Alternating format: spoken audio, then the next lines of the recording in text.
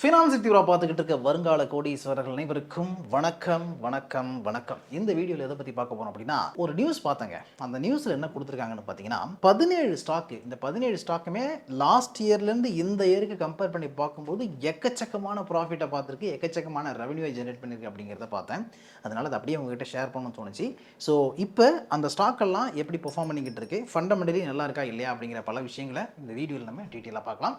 இது முழுக்க முழுக்க எஜுகேஷனல் பர்பஸுக்காகவும் இன்ஃபர்மேட்டிவ் பர்பஸுக்காக மட்டும்தான். இதில் சஜஷனோ அட்வைஸோ கொடுக்க போகிறது கிடையாது. ஏன்னா நான் ஒரு செபி ரெஜிஸ்டர்ட் அட்வைசர் கிடையாது. அதனால் நீங்கள் இந்த ஸ்டாக்கில் இன்வெஸ்ட் பண்ண நினச்சிங்கன்னா உங்களுக்கு நல்லா தெரிஞ்ச செபி ரெஜிஸ்டர்ட் அட்வைசரை கேட்டுக்கிட்டு நீங்களும் ஓன் ரிசர்ச் பண்ணிட்டு அதுக்கப்புறமா இன்வெஸ்ட் பண்ணுங்கள். ஃபர்ஸ்ட் நம்ம பார்க்க போகிற கம்பெனி வந்து பார்த்தீங்கன்னா எட்டர்னல் வந்து ரிட்டைல் இண்டஸ்ட்ரியில் இருக்கக்கூடிய ஒரு ஸ்டாக்கு. இந்த ஸ்டாக்குடைய சேல்ஸ் க்ரோத் ரெவன்யூ வந்து 196% உயர்ந்திருக்கு லாஸ்ட் இயர் Q4லேருந்து இந்த இயர் Q4க்கு. அண்ட் ப்ராஃபிட் 346% உயர்ந்திருக்கு. அடுத்தது ஜியோ ஃபினான்ஷியல் சர்வீஸ் கம்பெனி எடுத்துக்கிட்டிங்கன்னா சேல்ஸ் க்ரோத்து 104%, ப்ராஃபிட் க்ரோத் வந்து 13.88% மைனஸும் ஆயிருக்கு, டிக்ளைனும் ஆயிருக்கு. ரெவன்யூ க்ரோத் மட்டும் நல்லா இருக்கு. அடுத்தது மினரல் அண்ட் மைனிங் இண்டஸ்ட்ரி கூடிய லாய்ட்ஸ் மெட்டல் அப்படிங்கிற கம்பெனி. இவங்க வந்து 311% ரெவன்யூவை உயர்த்தி இருக்கிறாங்க. அண்ட் ப்ராஃபிட்டை 426% உயர்த்தி இருக்கிறாங்க. இவங்க வந்து இந்த அயன் இதெல்லாம் நிறைய மைனிங் பண்ணக்கூடிய ஒரு கம்பெனி, பெல்லட்ஸ் எல்லாம் பண்ணுற கம்பெனி. ஒரு முக்கியமான ஸ்டாக் இதில். அடுத்தது வாரி எனர்ஜிஸ் பார்த்தீங்கன்னா இந்த ஸ்டாக்குடைய சேல்ஸ் க்ரோத் வந்து 111% இருக்குது, year on year growth. And profit growth 70% இருக்குது. அடுத்தது MCX ரெவன்யூ க்ரோத்து 205% வந்திருக்கு, ப்ராஃபிட் க்ரோத்து 291% வந்திருக்கு. ரொம்ப லெங்க்தாக போகுதுன்னு நினைக்கிறேன். அப்படியே ஸ்க்ரீனை நீங்கள் பாருங்கள். Prestige Estate, Motilal Oswal, Tata Investment Corporation, SJVN, HFCL, Neuland Laboratories, IndiGrid Trust, Cupid, Thangamayil Jewellery, Signature Global, Vyas Scientific, Lloyds Engineering அப்படின்னு எல்லாமே எந்த அளவுக்கு பெர்ஃபார்ம் பண்ணியிருக்காங்க அப்படிங்கிறத பாருங்கள். எந்த அளவுக்கு அவங்களுடைய ரெவன்யூ அண்ட் ப்ராஃபிட் க்ரோ ஆகிருக்கு அப்படிங்கிறத பாருங்கள். ஸோ இதில் ஹையஸ்ட்டாக ப்ராஃபிட் பார்த்தது எதுன்னு பார்த்தீங்கன்னா பிரிஸ்டீஜ் எஸ்டேட்ஸ் வந்து 900% ப்ராஃபிட் ஜம்ப் ஆகிருக்கு. அதாவது 166.54% ரெவன்யூ க்ரோத்து, ப்ராஃபிட் க்ரோத்து 900%, 4073 கோடி ரெவன்யூ பார்த்துருக்காங்க. அண்ட் 250 கோடி ப்ராஃபிட் பார்த்துருக்காங்க. இது எப்படி சாத்தியமாச்சு அப்படிங்கிற விஷயங்களை நம்ம இப்போ பார்ப்போம். இப்போ ரொம்ப ஆச்சரியப்படக்கூடிய விஷயம் எதில் நடந்திருக்குன்னு பார்த்தீங்கன்னா பிரிஸ்டீஜ் எஸ்டேட்ஸில் நடந்திருக்கு. பிரிஸ்டீஜ் எஸ்டேட்ஸ்குள்ளே என்ன நடந்துச்சு அப்படின்னா 900% இவங்களுடைய year on year profit growth உயர்றதுக்கான காரணம் என்ன அப்படின்னு பார்த்தா, இது வந்து ஒரு ரியல் எஸ்டேட் கம்பெனி. நிறைய இடங்களில் பெரிய பெரிய பில்டிங் கட்டி சேல் பண்ணக்கூடிய ஒரு கம்பெனி, பிரிஸ்டீஜ் குரூப்பில் இருக்கிற கம்பெனி. ஆக்சுவலாக இந்த கம்பெனி இந்த குவார்ட்டரில் இந்த அளவுக்கு ஒரு பெரிய பெர்ஃபார்மன்ஸை பண்ணியிருக்காங்களா, 900% ப்ராஃபிட் க்ரோ ஆகிற அளவுக்கு ஒரு பெர்ஃபார்மன்ஸை கொடுத்துருக்காங்களா அப்படின்னு பார்த்தீங்கன்னா ஆக்சுவலாக அப்படி நடக்கலை. என்ன நடந்திருக்குன்னா, இது வந்து accounting timing of the project delivery அப்படிங்கிற செய்தி கிடைக்குது. அதாவது ப்ராஜெக்ட் வந்து முன்னாடியே பண்ண ஆரம்பிச்சிட்டாங்க. அந்த ப்ராஜெக்ட் வந்து ஒரு ப்ராஜெக்ட்டு போன வருஷம் ஸ்டார்ட் பண்ணிருக்கலாம், 2-3 வருஷத்துக்கு முன்னாடி கூட ஸ்டார்ட் பண்ணியிருக்கலாம். ஆனால் அது எல்லாமே இந்த குவார்ட்டரில் வந்து அக்கௌண்டிங்காக ஃபைல் ஆகிற மாதிரியான சுச்சுவேஷன் வந்திருக்கு. இப்போ தான் வந்து அது ஃபினிஷிங்க்கு வந்து வித்து எல்லாமே அக்கௌண்டிங்குள்ளே வருது. அப்படி வரும்பொழுது பயங்கரமான ஒரு ஜம்ப் இந்த ப்ராஃபிட்டில் தெரியுது. அதுதான் விஷயம். அதனால தான் பார்த்தீங்கன்னா ரெவன்யூ அந்தளவுக்கு க்ரோ ஆகலை, ப்ராஃபிட் அந்தளவுக்கு க்ரோ ஆகிருக்கு அப்படிங்கிறத நம்ம பார்க்க முடியுது. இப்போ ரியல் எஸ்டேட்டில் இன்வெஸ்ட் பண்ணும்போது, அதாவது ரியல் எஸ்டேட் கம்பெனியில் இன்வெஸ்ட் பண்ணும்போது இது ரொம்ப முக்கியம்.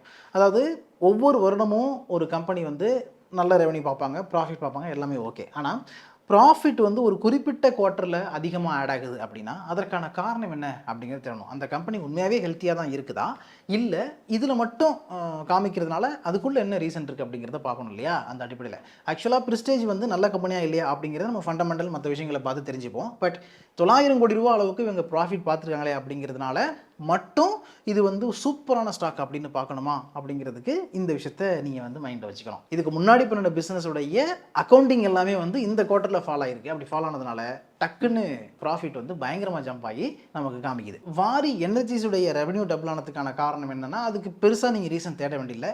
சோலார் எலக்ட்ரிக்கல் எக்யூப்மெண்ட்ஸ் எல்லாம் வாங்கி விற்கக்கூடிய ஒரு கம்பெனி தான் இந்த வாரி எனர்ஜிஸ். ஸோ அவங்க கான்ஸ்டண்ட்டாக ஒரு பிஸ்னஸ் மாடலில் இருக்கிறாங்க, அந்த பிஸ்னஸை பண்ணிக்கிட்டு இருக்காங்க, நிறைய எக்ஸ்பேண்டிங் பிளான்லாம் போயிட்டு இருக்கு. அப்படிங்கிறதுனால அது டீசெண்டான ஒரு குரோத்தை காமிச்சிருக்கு. அடுத்தது லாய்ட்ஸ் மெட்டல் எடுத்துக்கிட்டிங்கன்னா இந்த கம்பெனியோட ரெவன்யூ 312% க்ரோ ஆகிருக்கு. அதே மாதிரி ப்ராஃபிட் வந்து 426% க்ரோ ஆகிருக்கு. இதுக்கான காரணம் என்ன அப்படின்னா, இந்த கம்பெனியுடைய sponge iron and ore pellet manufacturing பண்ணுறாங்கல்ல, அதனுடைய ப்ரொடக்ஷன் நல்லாவே ஸ்கேலப் ஆகிருக்கு அப்படிங்கிறத பார்க்க முடியுது. முக்கியமாக மகாராஷ்டிராவில் இருக்கக்கூடிய சுர்ஜாகரா அப்படிங்கிற அயன் ஓர் மைன் அந்த ஏரியாவில் அந்த பகுதியில் வந்து நல்லாவே இவங்களுடைய ப்ரொடக்ஷன் இன்க்ரீஸ் ஆகிருக்கு. நிறைய மைனிங் ஆக்டிவிட்டி நடந்திருக்கு.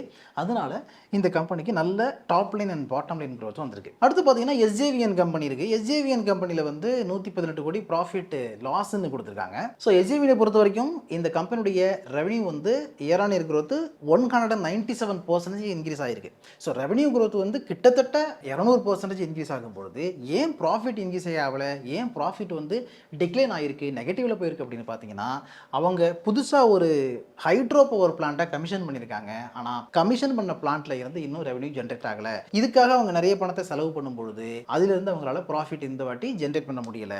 ஸோ லாஸ் வந்திருக்கு. ஹெச்எஃப்சிஎல் கம்பெனி வந்து உண்மையாகவே ஒரு ஒர்த்தான பெர்ஃபார்மன்ஸை கொடுத்துருக்காங்க. இந்த ஹெச்எஃப்சிஎல் அப்படிங்கிற கம்பெனி வந்து டெலிகாம் ஆப்ரேட்டருக்கு தேவையான பொருட்களை விற்கக்கூடிய ஒரு company. Telecom product, networking product, UBR solution, indoor and outdoor wifi, point to point multi point UBR solution கொடுக்குறது, ஒய்ஃபை அக்சஸ் பாயிண்ட் கொடுக்குறது, ஆப்டிக்கல் ஃபைபர் கேபிள் கொடுக்குறது, இந்த மாதிரியான வேலைகளை பார்க்குற கம்பெனி தான் இந்த ஹெச்எஃப்சிஎல் அப்படிங்கிறது. ஸோ இந்த கம்பெனி வந்து நிறைய புது ஆர்டர் எடுத்திருக்காங்க. பாரத் நெட்டுக்கு ஒரு சர்வீஸ் பண்ண ஆரம்பிச்சிருக்காங்க. நிறைய பிரைவேட் பிளேயர்ஸுக்கு இவங்க புதுசான ஆர்டர் எடுத்து கொடுக்க ஆரம்பிச்சிருக்காங்க. அதனால ஹெச்எஃப்சிஎலுடைய ரெவன்யூவும் க்ரோ ஆயிருக்கு, ப்ராஃபிட்டும் நல்லா க்ரோ ஆயிருக்கு. நியூலாண்டை பொறுத்த வரைக்கும் அவங்க ஒரு ஏபிஐ மேனுஃபேக்சர் அப்படிங்கிறதுனால புதுசாக சில டீல்ஸ் எல்லாம் வின் பண்ணியிருக்காங்க.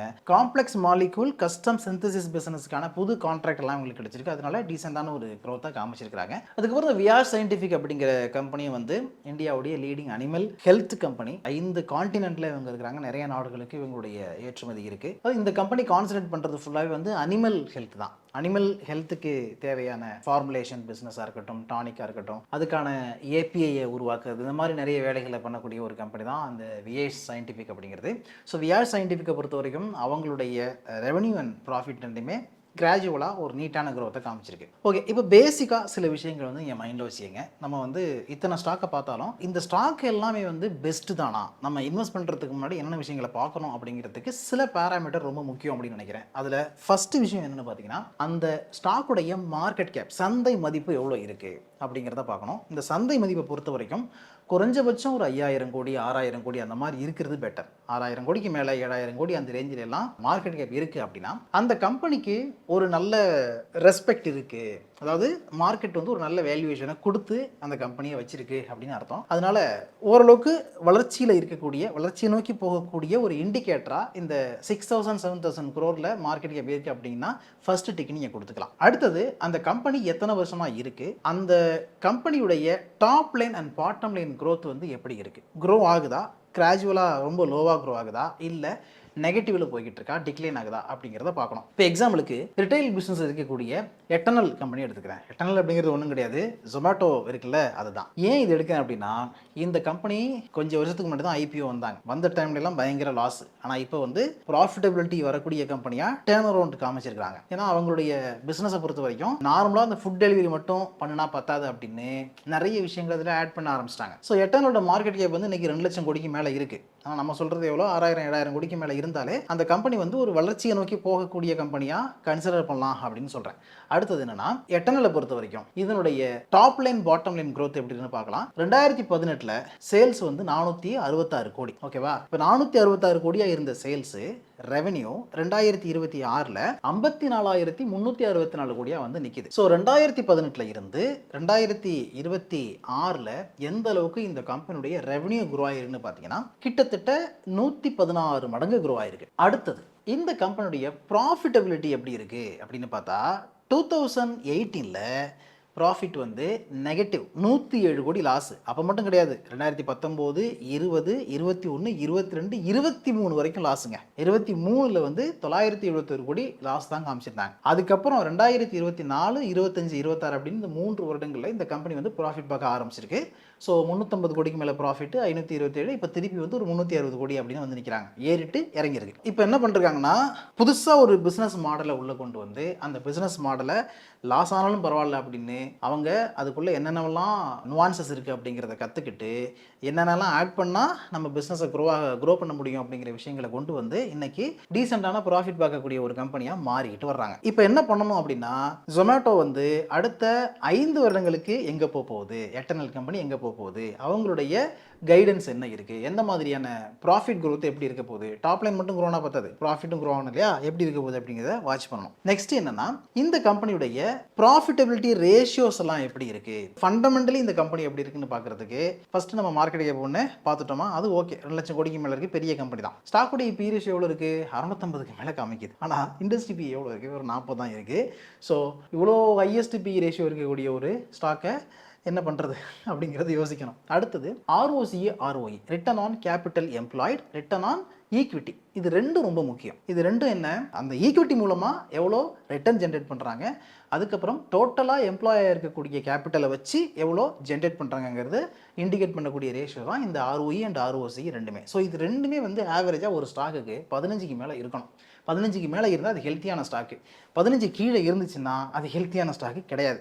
ஸோ இப்போ எட்டர்னல் கம்பெனியை பார்த்தீங்க, ஜொமேட்டோவை பார்த்தீங்கன்னா ROCE 2.9 தான் இருக்குது, ROE 1.19 தான் இருக்குது. ஸோ 1.19 ROE அப்படின்னு வரும்பொழுது ஷேர் ஹோல்டருடைய ஒரு ஈக்விட்டியை வச்சு ஒரு ஈக்விட்டிக்கு ₹1.19 இவங்க வந்து ரிட்டனாக கொண்டு வர்றாங்க, கொடுக்குறாங்க அப்படின்னு தான் நம்ம எடுத்துக்க முடியும். இதே இடத்துல இன்னொரு விஷயம் என்ன பார்க்கணும்னா, இந்த கம்பெனியுடைய டெட் ஈக்விட்டி ரேஷியோ எவ்வளோ இருக்குன்னு பார்த்தீங்கன்னா 0.15 ஆகிருக்கு. ஸோ கடன் வந்து 4592 கோடி வச்சிருக்காங்க. அடுத்தது ரிசர்வ்ஸ் வந்து 30,000 கோடிக்கு மேலே இருக்குது. அண்ட் ஃபேஸ் வேல்யூ இப்போ ₹1 இருக்குது. 52 வாரம் ஹையஸ்ட் பிரைஸ், 368 லோவஸ்ட் பிரைஸ் 213, இப்போ 247 அந்த ரேஞ்சில் ட்ரேட் ஆகிட்டு இருக்கு. இப்போ இதே விஷயத்தை வந்து வேற ஒரு கம்பெனிக்கு நம்ம அப்ளை பண்ணி பார்ப்போம். Multi commodity exchange MCX apply பண்ணி பார்த்தீங்கன்னா MCX உடைய மார்க்கெட் கேப் எவ்வளோ இருக்குது, 72,000 கோடிக்கு மேலே இருக்குது.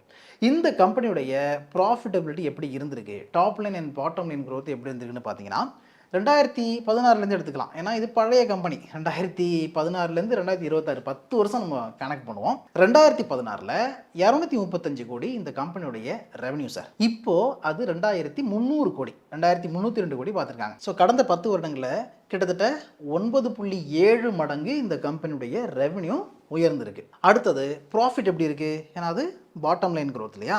ஸோ ப்ராஃபிட் வந்து 115 கோடியாக இருந்தது, இப்போது 1332 கோடியாக வந்திருக்கு.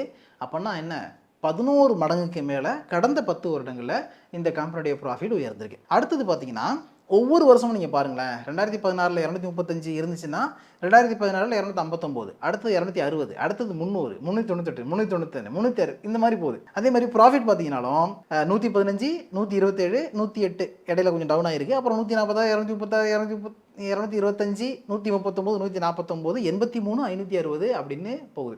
இடையில ஒரு ஃபேஸ் வந்து கொஞ்சம் அப்படியே இறங்கிட்டு மறுபடி ஏற ஆரம்பிச்சிருக்கு. டீசெண்டாக வந்து ஒரு க்ரோத்தை காமிச்சிருக்கிற கம்பெனி. இன்னும் சொல்ல போனால் இந்த ப்ராஃபிட் க்ரோத் இருக்கு இல்லையா, இந்த க்ரோத் வந்து இப்போ இடையில 236, 225 பார்த்துட்டு திடீர்னு 143, 83 அப்படின்னு டவுன் ஆகுது. அப்படி டவுன் ஆகாம அதுவும் வந்து கிராஜுவலா இன்னும் நேத்து 100 இருந்தா இன்னைக்கு 110, இன்னைக்கு 110 இருந்து நாளைக்கு 130 அந்த மாதிரி ஒரு growth ஃபேஸ்லேயே இருக்குன்னு வச்சுக்கீங்களேன். அந்த கிராஃப் இப்படியே மேலேயே போயிட்டு இருக்குன்னா அது வந்து ரொம்ப ரொம்ப ஹெல்த்தியான ஒரு ஸ்டாக். பட் 2024 83 கோடி அப்படிங்கிற அளவுக்கு இந்த கம்பெனி வந்து ப்ராஃபிட் குறைஞ்சி போனதுக்கான காரணம் என்னன்னா, அவங்களுடைய சாஃப்ட்வேருக்கான காஸ்ட்டை வந்து கொடுக்க வேண்டி இருந்துச்சு அப்படிங்கிறது நமக்கு கிடைக்கிற தகவல். அதாவது TCS சாஃப்ட்வேர் மைக்ரேஷன் காஸ்ட், ஒரு லெகசி சாஃப்ட்வேர் சேஞ்சினால நிறைய பணத்தை பே பண்ண வேண்டி இருந்திருக்கு. அதனால அந்த கம்பெனிக்கு அந்த டைம்ல வந்து ப்ராஃபிட்ல பெரிய அடி விழுந்திருக்கு. இந்த மாதிரி ஏன் விழுந்துச்சு, இது வந்து ரீசனபிளா இருக்கா இல்லையா அப்படிங்கறத நீங்க பார்க்கணும். ஆக்சுவலா கம்பெனியுடைய ஆபரேஷனால அந்த லாஸ் வரல, ஒரு பிரச்சனை இருந்திருக்கு. இந்த பிரச்சனையை சால்வ் பண்றதுக்காக ஒரு சாஃப்ட்வேர் அப்டேட் அந்த மாதிரியான விஷயங்களுக்காக நிறைய பணத்தை செலவு பண்ணதுனால உங்களுக்கு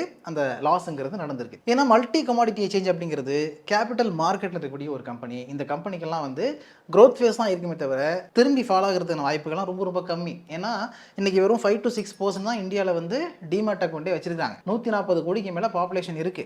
ஸோ இந்த 140 கோடி பாப்புலேஷனில் அட்லீஸ்ட் ஒரு 100 கோடி பேராவது வந்து டிமேட் அக்கௌண்ட் ஓப்பன் பண்ண போறாங்க அப்படின்னா எந்த அளவுக்கு இந்த கம்பெனிக்கெல்லாம் growth இருக்கும், எவ்வளோ பேர் ட்ரேடிங் மார்க்கெட் சம்மந்தப்பட்ட விஷயங்களுக்கு உள்ள வருவாங்க, அப்போ வந்து இது grow ஆக தானே போகுது. அதனால இது வந்து ஒரு பெரிய செட்பேக் கிடையாது அப்படிங்கிறது என்னுடைய கருத்து. அடுத்ததா அப்படியே MCX உடைய ஃபண்டமெண்டல் நீங்க வந்தீங்கன்னா 72,000 கோடிக்கு மேலே மார்க்கெட் கேப் இருக்கு. ஸ்டாக் உடைய AP ரேஷியோ 54 இந்த ரேஞ்சில் இருக்குது. பட் இண்டஸ்ட்ரி வி பார்த்தீங்கன்னா 54.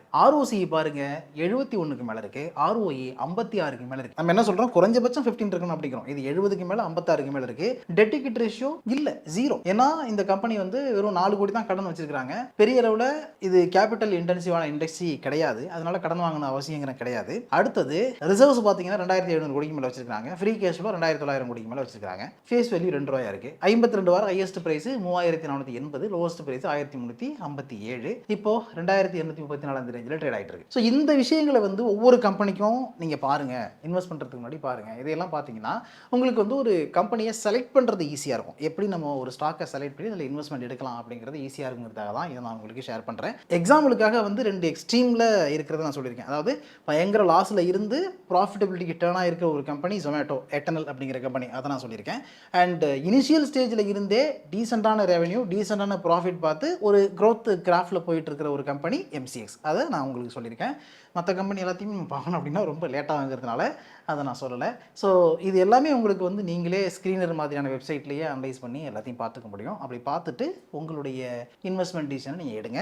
ஏன்னா நான் சொல்லியிருக்கிறது எல்லாமே உங்களுக்கு எஜுகேஷனல் பர்பஸுக்காகவும் இன்ஃபர்மேட்டிவ் பர்பஸுக்காக மட்டும்தான், சஜஷனோ அட்வைஸோ கொடுக்குறதாக இல்லை. ஸோ ஒரு கம்பெனி வந்து திடீர்னு நல்லா ப்ராஃபிட் பார்க்குறாங்க அப்படிங்கிறதுனால அது நல்ல கம்பெனியும் கிடையாது. திடீர்னு லாஸ் பண்ணுறாங்க, ப்ராஃபிட் வந்து பயங்கரமாக டிக்ளைன் ஆகுது அப்படிங்கிறதுனால அது கெட்ட கம்பெனியும் கிடையாது. அதற்கு வேலிடான ரீசன் இருக்கா அப்படிங்கிறத பார்க்கணுங்கிறதுக்காக தான் இந்த MCX எக்ஸாம்பிள் நான் உங்களுக்கு கொடுத்துருக்கேன். ஸோ இது முழுக்க முழுக்க எஜுகேஷனல் பர்பஸுக்காகவும் இன்ஃபர்மேட்டிவ் பர்பஸுக்காக மட்டும்தான், இதில் சஜஷனோ அட்வைஸோ கொடுக்கப்படலை. ஏன்னா நான் ஒரு செபி ரெஜிஸ்டர்ட் அட்வைசர் கிடையாது. அதனால மென்ஷன் பண்ணியிருக்க ஸ்டாக்ஸில் நீங்கள் இன்வெஸ்ட்மெண்ட் பண்ணணும் அப்படின்னு நினச்சிங்கன்னா உங்களுக்கு நல்லா தெரிஞ்ச செபி ரெஜிஸ்டர்ட் அட்வைசரை கேட்டுக்கிட்டு நீங்களும் நல்லா ஓன் ரிசர்ச் பண்ணிட்டு அதுக்கப்புறம் வாங்க.